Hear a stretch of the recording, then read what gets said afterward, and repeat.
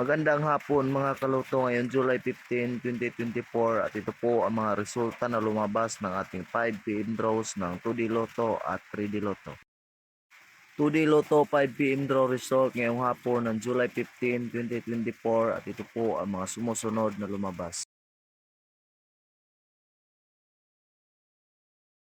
3D Lotto 5pm draw result ngayong hapon ng July 15, 2024 at ito po ang mga sumusunod na lumabas.